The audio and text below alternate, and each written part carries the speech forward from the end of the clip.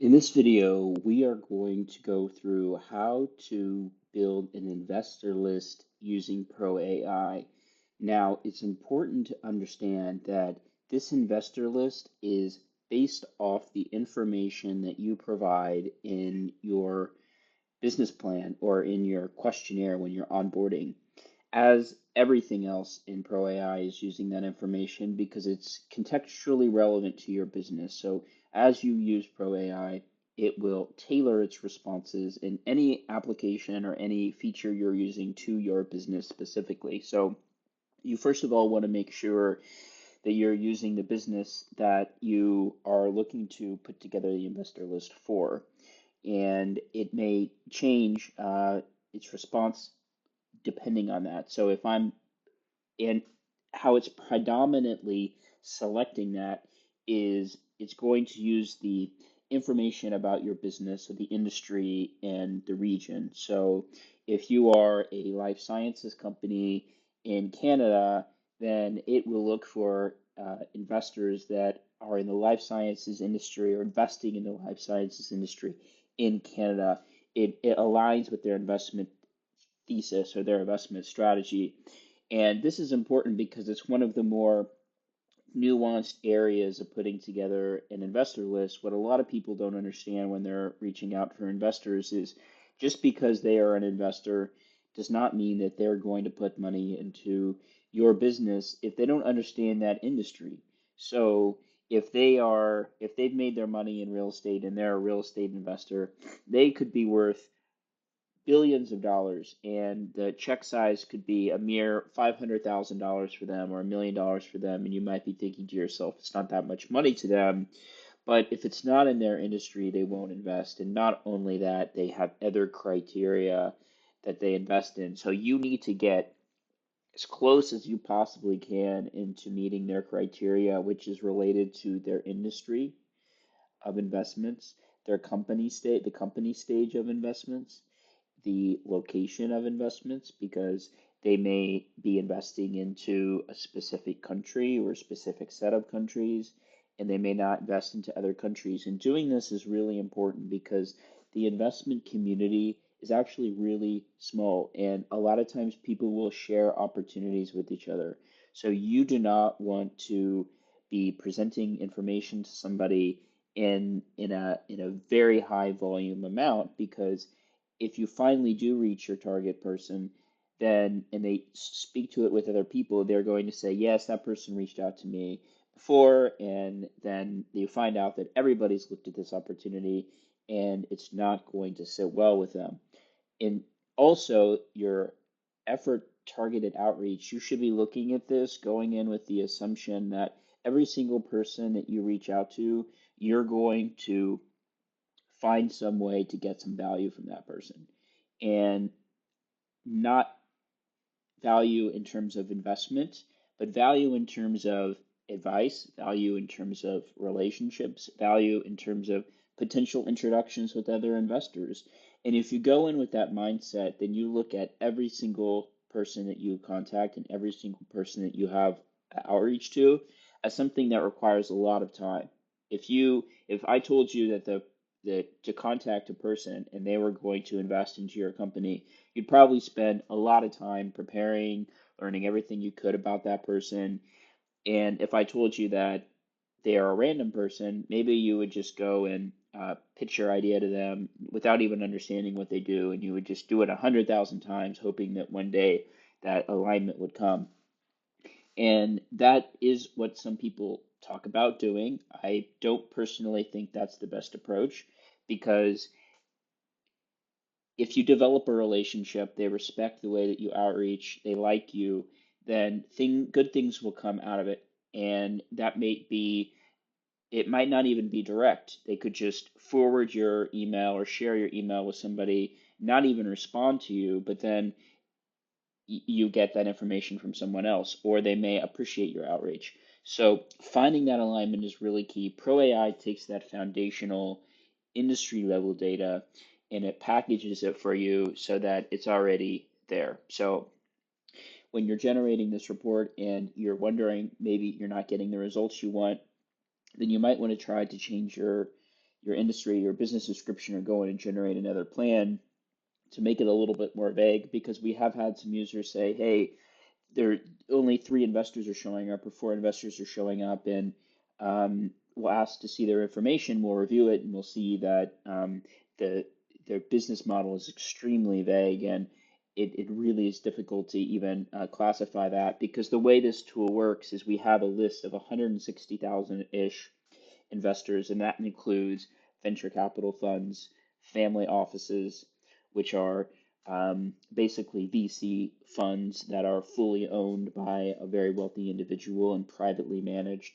private equity funds, which are investing into private companies, banks, which are doing loans and business funding, and other investors as well, angel investors, which are just high net worth individuals. They're not wealthy enough to have an office, people managing their money for them, but they might make 20, 50, $200,000 checks. And each of them have a list of industries that they've invested into at the fund level. And it's important to also understand that each individual at a fund tends to have their own investment thesis associated with them if it's a large fund. We're going to get to that in a second.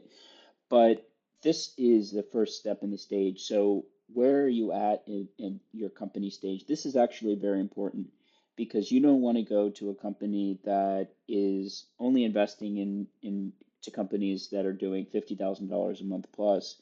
If you're at the idea stage, you're going to be wasting your time, and you're going to be tarnishing your reputation because it shows that you haven't done your homework. And it's hard for investors to have respect for you if you don't show them that you've invested the time to understand who they are and what they're interested in. So right now, I'm just going to put MVP or beta, and we'll see what comes out of this. What type of funding are you looking for? So typically, if you're just starting out, then this amount is for friends and family, and then you'll go to the angel round. Your seed round, you're typically starting to deal with established venture funds, whereas this is kind of still individuals. And Series A or later is a little bit more mature. If you're at that stage, you'll probably know what to do. And what is your investor preferences? Now, there are several things within this. We've already touched on this, so I'm going to put angel investors and venture capitalists, because private equity is not going to be interested in that business stage. They're typically interested in the $50,000 plus range. Family offices, they may, but I would say that for a company starting out, that's not the most ideal scenario, because oftentimes they're interested in the private equity space. Um, or your angel investors will bring in those family offices, and the venture debt is probably for a later stage company that's generating revenue already. And we're going to generate this report. And the report will, so right now what it's doing is it's taking in all of the list that we have, and it's compiling this investor list. So if you hired a finance professional to say, hey, go and put together a list of potential investors for us, they would put together, they would review the industries, and then they would try to find one that makes sense. So you look at the industry, you look at the country. That's essentially where this is being pulled up. Now you see there's a ton of entries, 5,127. We would ideally like to get that down a lot less, and in the future, we'd like to refine this down more. But the in this particular case, it pulled out a lot of them because ProAI is in B2B SaaS. That's how this business is classified, and there's a lot of investors that cover that industry. If you're in a very specific industry like retail or financial services, then the list will be smaller. And now this is a starting point, and a really important thing to note, and a really important thing in general when you're working with AI, is recognizing when to use it and when to not use it. Because there's some tools out there that say, hey, we will use agent frameworks to fully automate the investor outreach for you. We could go to their website, we could find out who to reach out to, we could send them an email, we could send them a LinkedIn, we could take all their emails and put them in an email list, and use AI to generate an email response. No, no, no, no, no. Because maybe one day that might be possible, but you got to put yourself in the perspective of these individuals and what do they want and how do they want to reach out. That's why we have not fully automated this tool, because it's going to be doing you a disservice. And you need to do your own research, you need to be meticulous, you need to understand these people. And if anything, we're going to be working on getting this list smaller so we can try to cut down some of that time. Now, when you download this, the best approach I think is to download this as an Excel file and then open it up to Excel and then start to make it as your own CRM list. So um, if you look at the CRM, we want to be able to create a column that says who's my point of contact at that firm I need to find. What is the status of my outreach? Have I sent them a LinkedIn connection? Have I reached out to them on social media? Have I emailed them? Have I sent them my deck yet? Have I had a meeting with them? What is the status of the meetings and what are the notes? Because ultimately, this is the same as a enterprise sales effort, and you want to understand who you spoke to, what the status is, what the notes are, and what they're asking for and what the next steps are, and keep all that stuff organized. Because the thing about raising money for a technology company or business in general really is that you really want to keep the momentum going and keep the momentum going with the people that you reach out to if there's interest. Keep the momentum going with other people, because if one of them is interested in investing, then they might look for other people to come in with them and participate in the funding round, and you need to have them ready. So all of these things need to be done relatively simultaneously and relatively quickly so that you can keep on that momentum, build on that momentum, and essentially get your round closed. Now, here's a really important thing that isn't really necessarily pertaining to Pro AI, but I want to make sure that you are empowered to understand what the next steps are in this list, because we don't want to email them.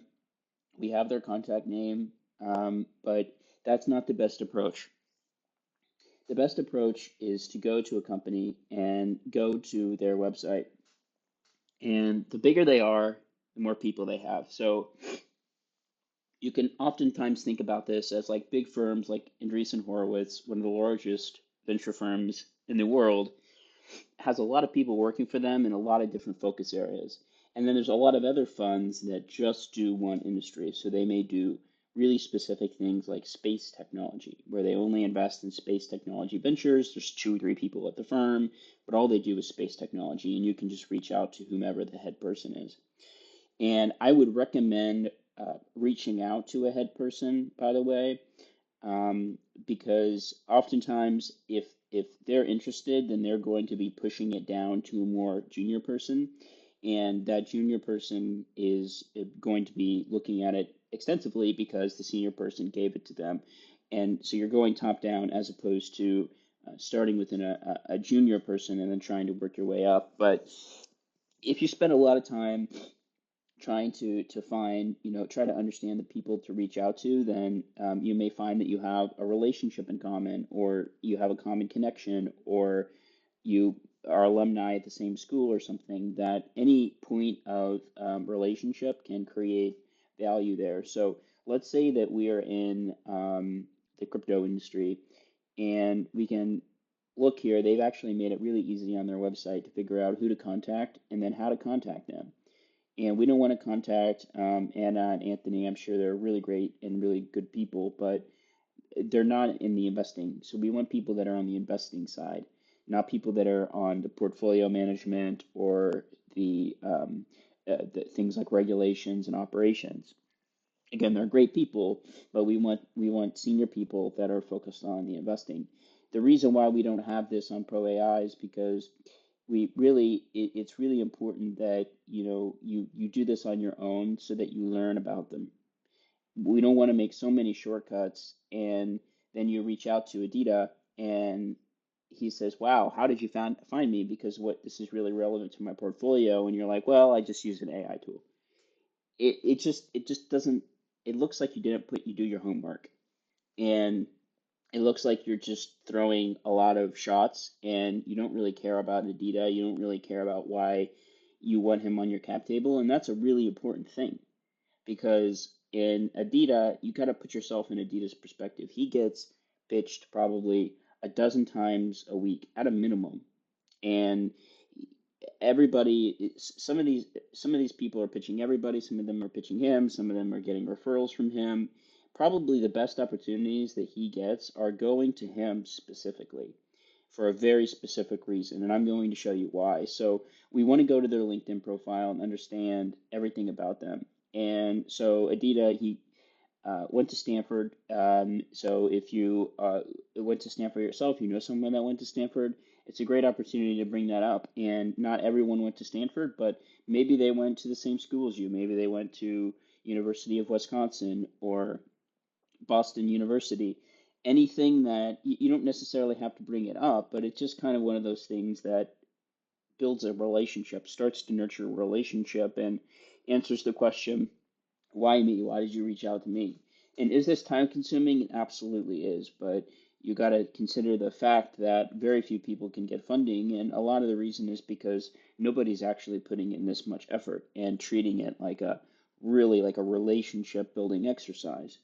So Adidas is really impressive. He built out a core product at Coinbase, and he was product lead at Protocol Labs. So if I was building a crypto project, I would want someone like this on my cap table on my board, and I would want him specifically because he's worked for one of the most successful cryptocurrency companies ever created, one of the original, and having someone like that as an investor is really crucial because you also want someone that understands the industry. So I would reach out to him and demonstrate that I recognize that he has invested in this space before and he has tremendous knowledge and experience in this, and uh, demonstrate my appreciation for A16Z, which is an easy one because they're very common. But if it's a smaller one, then you would mention that and then go in to talk about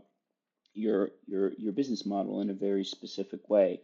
Again, the reason why we haven't automated this is because if we have a lot of people reaching out, we don't want them all to reach out to the same person. We don't want them all to send the same canned response because eventually they're going to look at it and say, well, you're just using an AI tool, and they're going to completely ignore it because this is not again, AI can be used for some things, but right now it's not a great idea to use it for building relationship with people because it comes across as inauthentic and generic, and we are not sending SMS blasts. You're trying to find out in your mind someone you're going to go on a multi-year tranche with, a multi-year engagement with.